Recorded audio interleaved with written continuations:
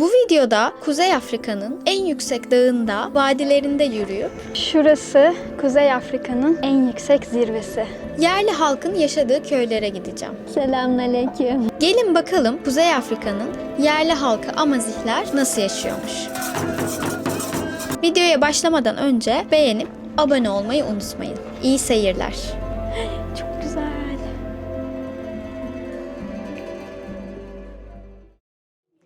Günaydın. Marrakeş'ten 2 saat bir yolculukla İmnil'e ulaştık ve buradan yürüyüşümüze başlayacağız. Arkamda epey bir kalabalık var gördüğünüz gibi ama hep beraber gitmiyoruz. Bazı insanlar zirve tırmanışı yapıyor. Bazı insanlar farklı vadilere gidiyor. Biz de bambaşka bir vadiye gidiyoruz. Ben ekibimle tanıştım. 2 kişi Belçikalı, çok tatlı bir çift. Ve onlarla çayımızı içtikten sonra yürüyüşümüze başlayacağız. Çok heyecanlıyım. Hava çok güzel ve karşımdaki dağları görmeniz lazım.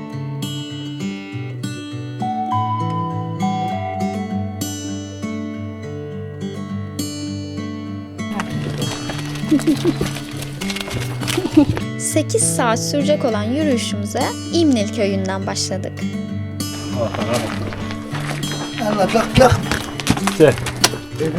Köyün içinden geçip vadinin tepesine doğru yükseldikçe manzara değişmeye başladı ve Atlas'ın zirveleri ufukta belirmeye başladı.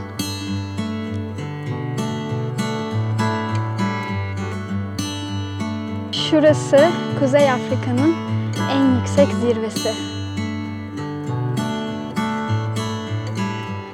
Dik başladık birazcık. Şimdi vadiye vardık. Hava çok güzel. Azıcık terledim ama normal. Çok huzurlu. Hiç ses yok. Tüm vadiyi görüyorsun. Bu duyguyu çok seviyorum.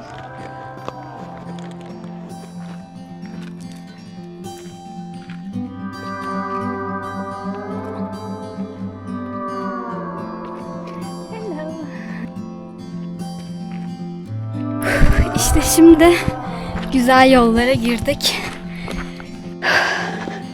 Burası vadinin en güzel yollarından biri galiba. Çok güzel.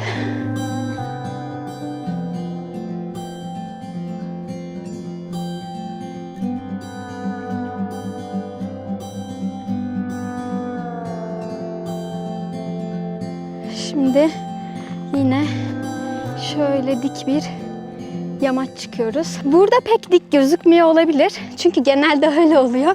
Ama epey dik ve taşlı. Bu arada rehber hiç durmuyor. Ben de böyle trekkingleri pek sevmiyorum. Yani benim için trekking böyle yürüyeceksin. Arada duracaksın. Manzara izleyeceksin. Doğanın tadını çıkartacaksın.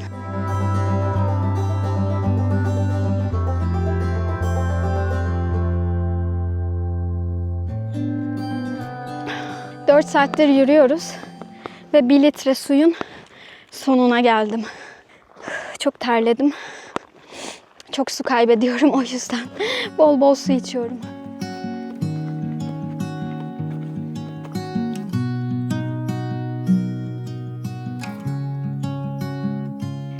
Şu ağaçtan şu ağaca kadar uzanan bir örümcek ağı var.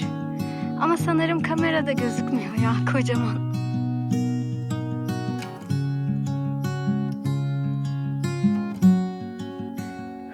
Çok güzel ya. Aklıma Likya yolunu yürüdüğüm zaman geldi. Pandemiden önce Likya yolun bir bölümünü yürümüştüm. Ve sırt çantamda çadırımı, yiyeceğimi, tüpümü, her şeyimi taşımıştım. Ve bunu babamla yapmıştım. Çok keyifli bir yolculuktu. O yolculukta en çok şey seviyordum. Mesela yürüyorduk, güzel bir manzara görüyorduk. Hemen tüpümüzü çıkartıyorduk. Kahvemizi yapıyorduk ve o manzaraya karşı kahve içiyorduk. Yürüdükçe durup manzara izlemek gerçekten çok keyifli oluyor. Çok güzel.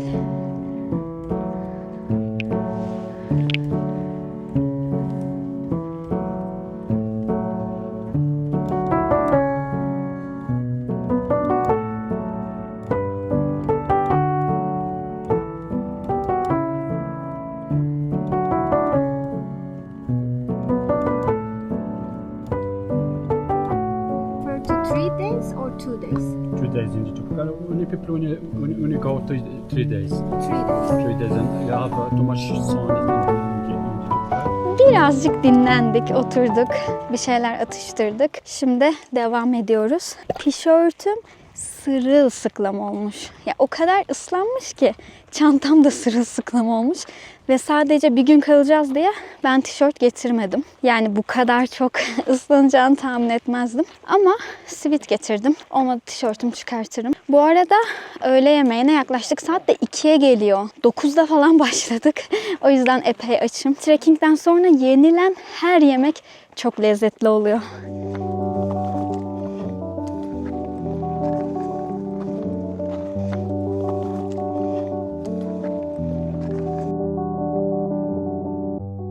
Yemek yiyeceğimiz yere vardık ve manzara efsane ve çok açım.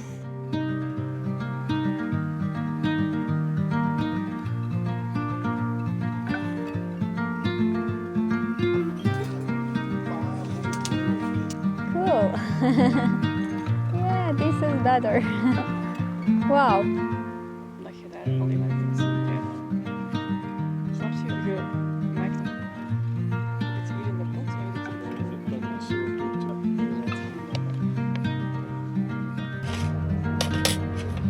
Yemeklerimiz geldi. Bon appétit. Şükran.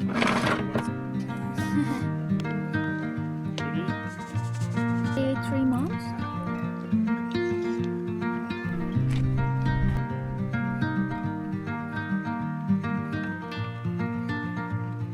Çok lezzetli bir yemek yedik. Mercimek yemeyi çok severim ve proteinlerimizi aldık. Şimdi 3 saat daha yürüyecekmişiz. Bir ortada bir kasabaya gideceğiz. Orada dinleneceğiz. Sonra da kalacağımız köye gideceğiz. Bakalım yol nasıl olacak? Bence daha rahat olur diye düşünüyorum. Yemek yediğimiz için enerjimiz bol. Kuzular indi. Geri çıkartmaya çalışıyorlar. Daha ta şurada da var. Aşağıya gelmeye çalışan.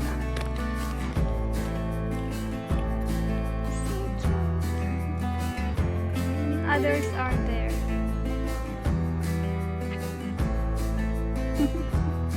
Çok tatlılar.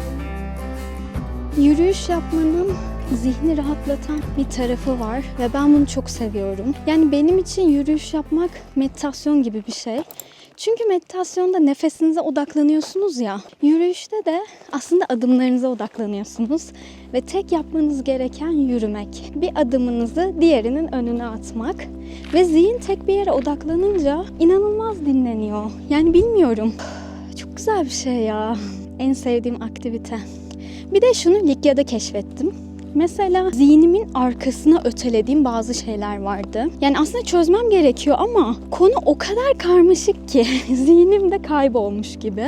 Ve Likya yolunu yürürken ya böyle birden hepsi pat pat pat karşıma çıktı. Daha böyle sakin bir yerden geldi ve ben çoğu soruma cevap bulabilmiştim. Yürüyüş yapmak gerçekten insanı içsel olarak çok geliştiriyor. Ya bir de yaratıcılığını çok arttırıyor. Zaten tarihte de birçok yazar, ressam üretemediği noktada, tükenmişlik yaşadığı noktada yürüyüşlere atmış. Hatta bunu konu alan bir kitap var. Yürümenin Felsefesi diye. Yaratıcılığını yürüyüşlerde bulan insanların hikayelerini derlemiş. Bilmiyorum, bana da çok öyle geliyor. Ne zaman böyle kendimi tükenmiş hissetsem, ilham bulamasam kendimi yürüyüşlere atıyorum.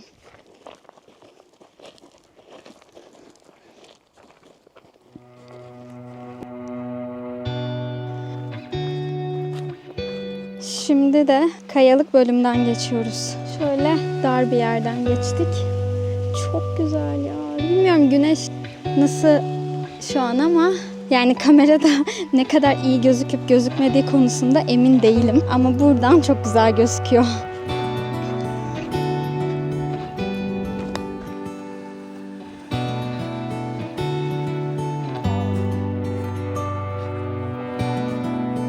Burası İnanılmaz zorluyor. Bayağıdır böyle taştan iniyoruz. Baksanıza. Hangi taşa basacağını iyi belirlemen lazım.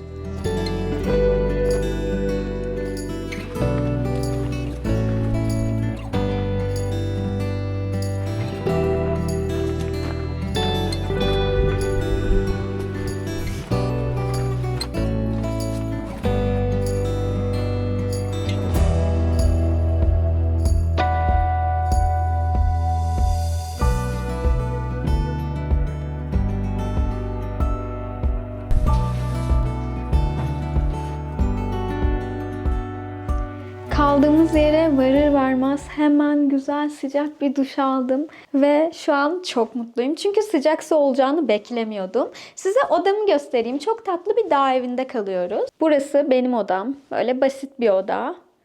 Burası da tuvaleti. Burası şu an benim için o kadar lüks ki. Yani böyle bir yerde kalmayı beklemiyordum. Çünkü açıklamada çok net yazmamışlardı. Hatta diyordum belki matta falan yatarız hani uyku tulumlarıyla. O yüzden çok mutluyum. Şimdi terasa çıkacağım. Bir çay içeceğiz. Sonra da biraz köyü dolaşayım diyorum. Gün batımına kadar. Buranın biraz tadını çıkartayım.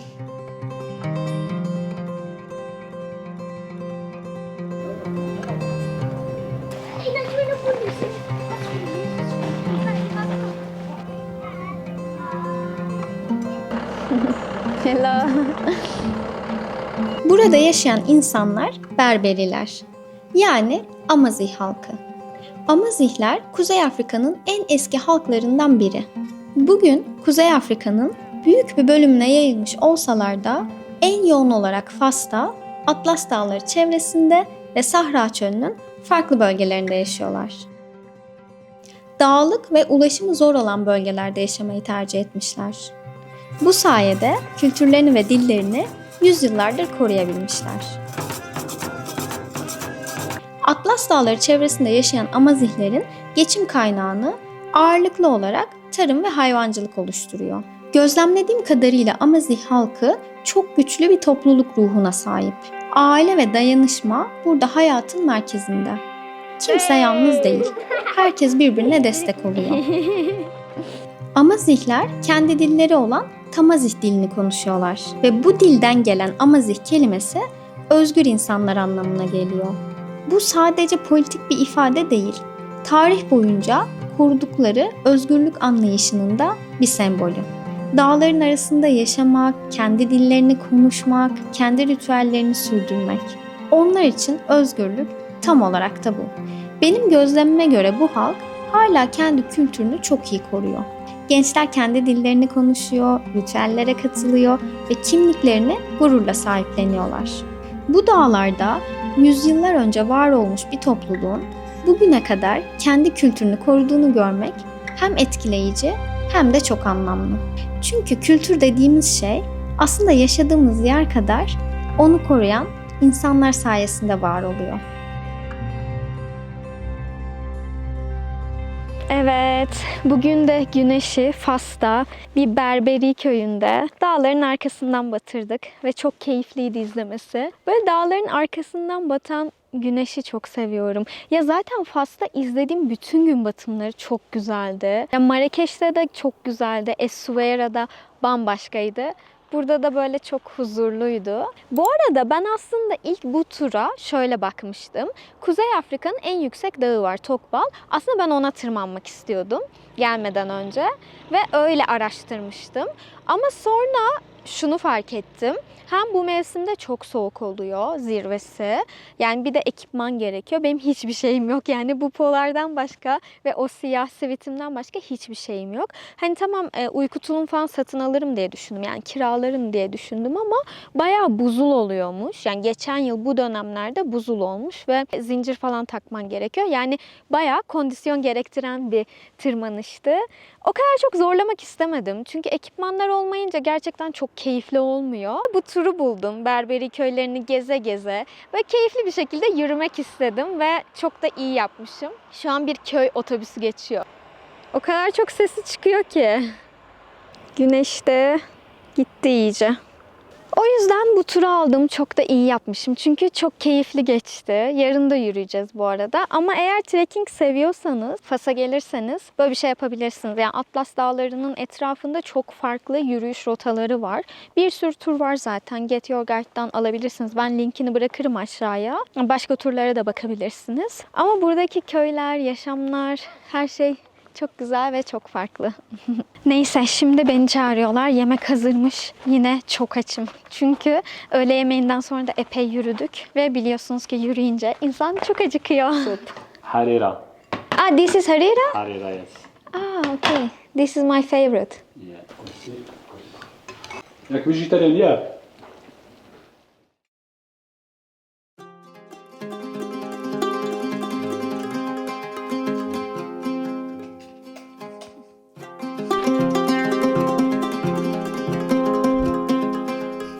İkinci günden günaydın. Şimdi yürüyüşümüze başladık ama hava çok soğuk ve bir tane şeyimi üst üste giydim. Yani geceki gibi.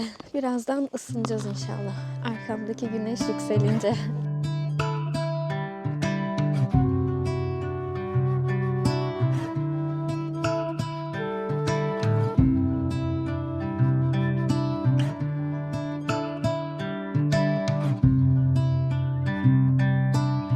Şöyle işaretler var yolda. Doğru yolda olduğumuzu gösteren.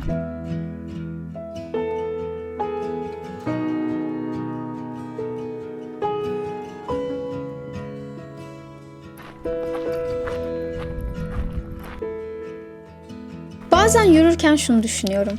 İnsanlar neden bunu yapıyor? Neden dağlara çıkıyor? Neden saatlerce yürüyor?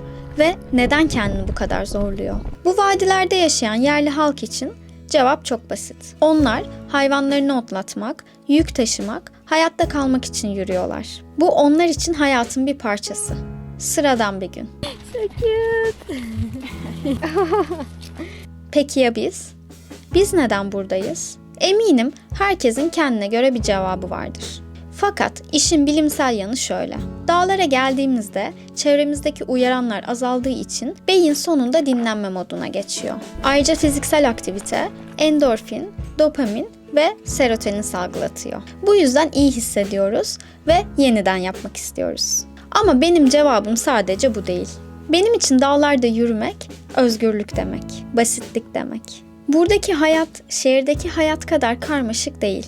Yalnızca nefes var, adımlar var, rüzgar var. Bir de içindeki sesle baş başa kalma şansı var.